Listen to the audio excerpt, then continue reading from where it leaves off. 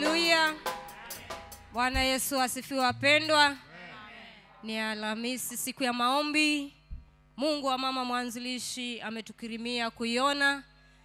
Si kwa nguvu zetu, si kwa uwezo wetu, bali ni kwa neema na rehema zake. Basi tumeletwa ili ana lengo na kusudi na shabaha katika maishani mwetu. Tukaweze kumwabudu, tukaweze kumtukuza, ili akaweze kukaribia, akaweze kuwa pamoja nasi. Neno litakapo kuja, neno tutakapolisikia likaweze kupata makao mioyoni mwetu. Karibuni mahali popote mlipo, tukaweze kuanza katika kumsifu. Imo nguvu ya ajabu ndani mwa Yesu. Inaponya, inatakasa, inatawala, inainua, inabariki, inatia amani na faraja. Karibuni wapendwa.